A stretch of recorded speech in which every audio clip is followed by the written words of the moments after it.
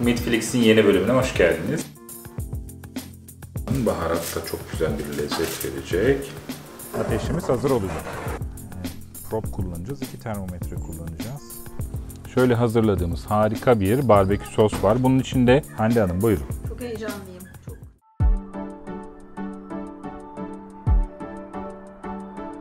Merhabalar, Meatflix'in yeni bölümüne hoş geldiniz. Bugün iki harika kuzu kaburgamız var. İki farklı teknikle pişireceğiz. Birini biraz daha batı usulü, biraz daha Amerikan tarzı baharatlarla ve soslarla yapacağız. İkincisini biraz daha Türk usulü baharatlarla yapacağız. Uzun bir pişirme olacak ama çok güzel olacaklarına eminiz. Yeni bölümümüze tekrar hoş geldiniz. Bugün iki harika kuzu kaburgamız var. Ben bunların bütün yağlarını, sinirlerini aldırdım. Kuzu kaburganın alt kısmında, kemikli tarafında bir zar olur, bir membran olur. Bu membran eğer aldırmazsanız hem etin toplanmasına yol açar, şeklinin bozulmasına yol açar, hem de üstüne eklediğimiz aromaların, baharatların, sosların etin içine girmesini, ete dahil olmasını engeller. O zarı da aldırdım, o membranı da.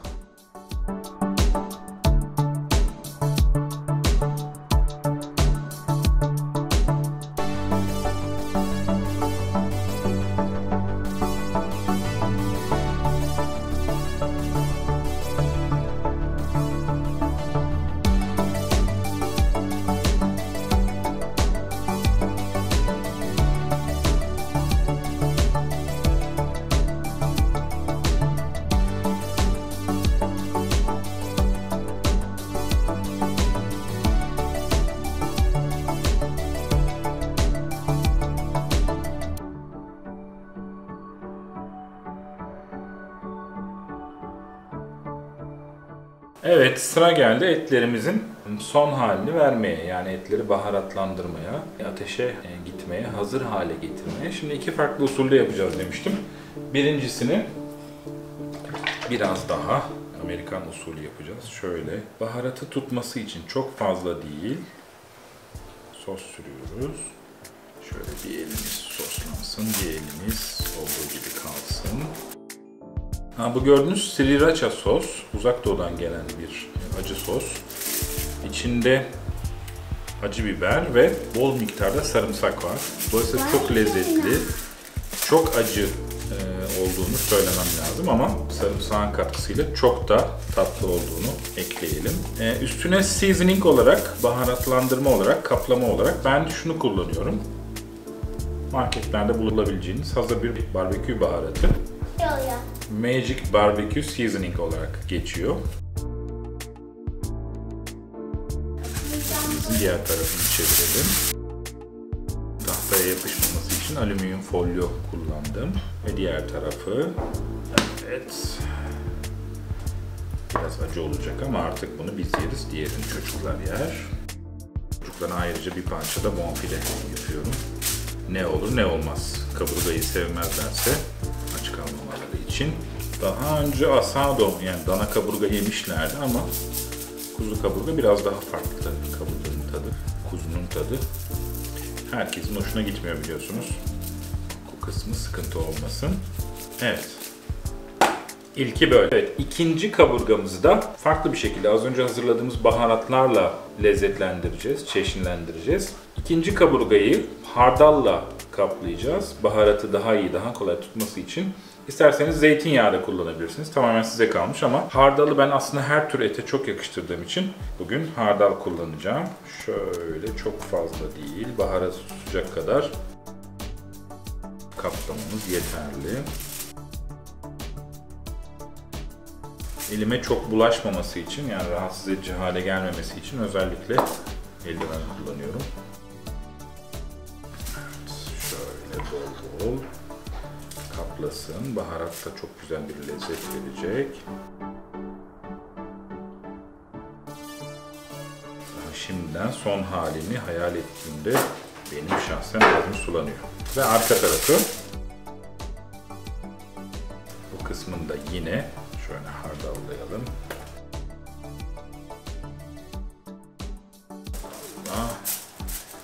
Baharatın tutmasını kolaylaştırıyoruz. Bundan sonra kaşık ışığa da çok gerek yok. Şöyle üstüne yavaş yavaş seperek yedirirseniz şöyle biraz daha buharda bu baharatı tutar. Tamamız. Etlerimizi kaplarımıza alalım. Birini şöyle. Böyle. 2 harika etle onlardan kurtulalım. Evet. 2 nefis kuzu kaburgayla şöyle gösterelim. Ateşe gitmeye hazırız. Evet, sıra geldi ateşimizi yakmaya. Biriket kömürlerimiz var. Hazırladığım uzun bir pişme olacağı için biriket kömür kullanacağız. Meşe kömürüyle, meşe odunu kömürüyle birlikte. Biriket kömürler çok uzun süre yanma sağlıyor. Bunların 4 saate varan yanma süreleri var. Bugünkü pişirme de uzun olacağı için biriket kömürler bize yardımcı olacak. Parafin tutuşturucularımız var. Onların yardımıyla bacanın üstüne koyarak ateşlemeyi sağlayacağız. Bir 15-20 dakika içinde ateşimiz hazır olacak. Aslında mangal yakmak, kömürü köz haline getirmek bu kadar kolay. Etlerimizi hazırladık, mangala geldik. Bugün yine gurusu kullanacağız. Bu pişirmede yardımcı olacak. Etlerimiz gördüğünüz gibi daha şimdiden harika gözüküyorlar. Ateşimiz yeterince kuvvetli. Yaklaşık 130 derecelerde şu anda. Bu pişirme için bizim işimizi görecek seviyede. Şimdi etleri ateşe koyuyoruz. Sonrasında yavaş yavaş yine her zaman yaptığımız gibi termometre ile etlerin pişme derecesini kontrol edeceğiz, takip edeceğiz. Pişirme sürecimiz başladı. Evet, etlerin sıcaklığını takip etmekte bugün 2 probe kullanacağız. 2 termometre kullanacağız. Thermopro'nun geliştirdiği bir tanesini şuna şöyle orta yerine denk gelecek şekilde etin yerinde çok değiştirmeden. Evet, 2 farklı probla, 2 farklı termometre ile etlerin pişme derecesini kontrol edeceğiz. İkisini de etlerin en orta yerlerine gelecek şekilde yerleştirmeye çalıştık. Tabii katman olarak, kalınlık olarak biraz daha ince parçalar olduğu için antrikota göre, işte ne bileyim diğer steak tarzlarına göre orta yerini bulmak çok kolay değil ama mümkün olunca ortasına yerleştirmeye çalıştık. Thermopro'nun bir termometre modelini kullanıyoruz. Sıcaklığı 57, diğerinin 61 dereceye geldi. Sıcaklıklarını biraz daha arttıracağız. Biraz daha yükselteceğiz. Bugün yine gurusu kullanıyoruz. Gördüğünüz gibi 2 parça kaburgamız var. Bu 2 parçayı iyi pişmiş seviyeye getireceğiz. Ardından saracağız, folyolayacağız ve tekrar ateşe koyacağız. İyice yumuşak hale gelinceye kadar pişireceğiz. Ve sonrasında son işlemi yapıp sofraya götürmeye hazır hale gelmelerini sağlayacağız. Pişirme işlemimiz devam ediyor.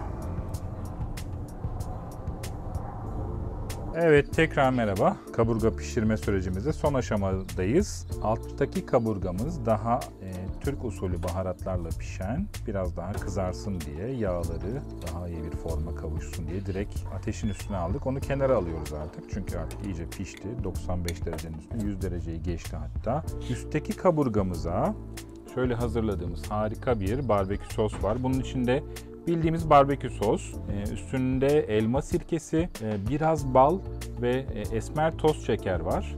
Bundan bir karışım oluşturduk. Bunu sosluyoruz. Bunu biraz glaze edeceğiz.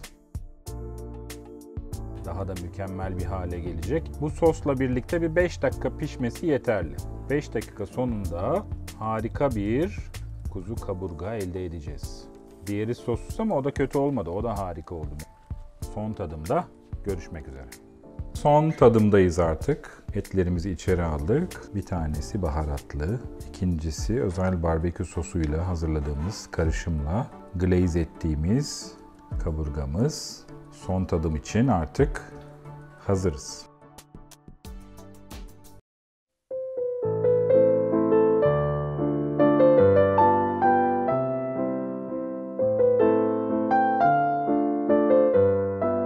Evet, son aşamadayız. Tadıma geldik. Sıra artık işin en keyifli kısmında, en mutlu kısmında. 2 parça kaburgamız hazır. Bir tanesi baharatla zenginleştirdiğimiz, yaklaşık 100 dereceye kadar pişirdiğimiz kaburgamız. İkincisi Yine aynı şekilde farklı baharatlarla zenginleştirdiğimiz, son noktada barbekü sosunu sürdüğümüz, kendi hazırladığımız özel barbekü karışımını eklediğimiz, şöyle göstereyim, nefis kaburga ve tadım başlıyor. Evet, son tadımdayız. Bir tanesi farklı baharatlarla zenginleştirilmiş, bir adım ileriye taşınmış. Diğeri barbekü sosuyla lezzetlendirilmiş, lezzeti arttırılmış.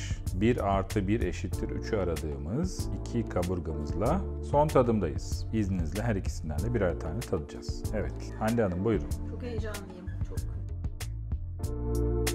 Peki hadi bakalım. Ben de izninizle şunu tadıyorum.